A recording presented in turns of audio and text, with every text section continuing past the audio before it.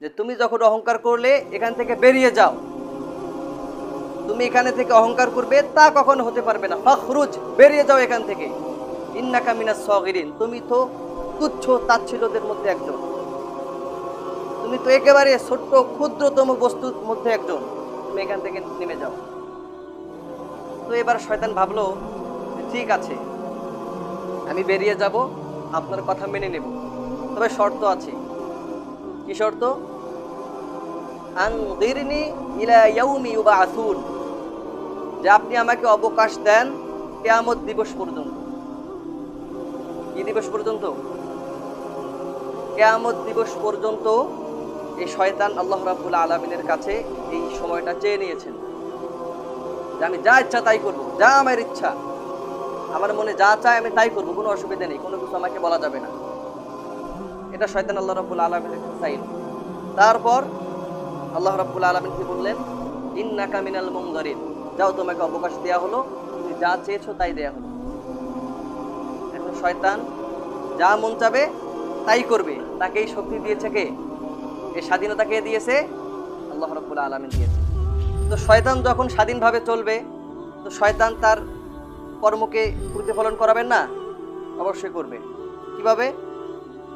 এবার শয়তান বলছে, ক্বালা ফাবিমা আগওয়াইতানি লাআকউদান্না লাহুম সিরাতাকাল মুস্তাকিম, যে আপনি যাদের কারণে আমাকে জান্নাত থেকে বের করে দিলেন, যাদের কারণে আমাকে আমার এই আরামের জায়গা থেকে বের করে দিলেন, ওই সমস্ত ব্যক্তিদের স্থানে আমি ওত পেতে থাকব, তাদের পথমানে আমি দাঁড়িয়ে থাকব। কিভাবে দাঁড়িয়ে থাকবে?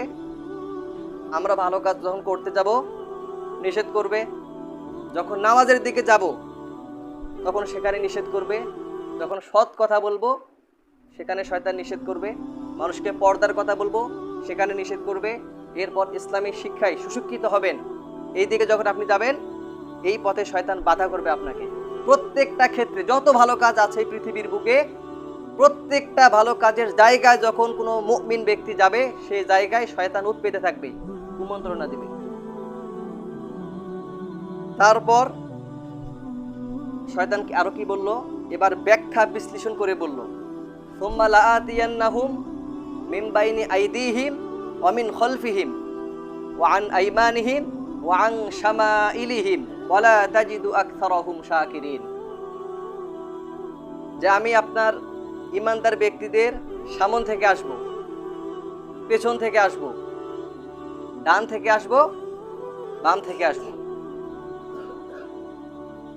সামন দিক থেকেও আসবে, হয়তো ভালো কোনো কাজের স্রোত নিয়ে আসবে, হয়তোবা ভালো কোনো কিছু দেখার আপনাকে প্রলোভন দেখাবে, বা ভালো কোনো কিছু করার ভিতরে যে খারাপ জিনিসটা লুকিয়ে আছে এটা আপনি বুঝতে পারবেন না কোনোভাবেই, কিন্তু শয়তান আপনাকে সেই দিকে হাতছানি দেবে। পেছন থেকে আসবে, অনেক ব্যক্তি বলবে যে ইসলামিক রাজনৈতিকের দিকে তুমি যেও না, শুধু ইসলামের যে হক কথাগুলো বললে তোমার উপরে কোনো বিপদ আপদ আসবে না, তুমি শুধু তাই বলবে।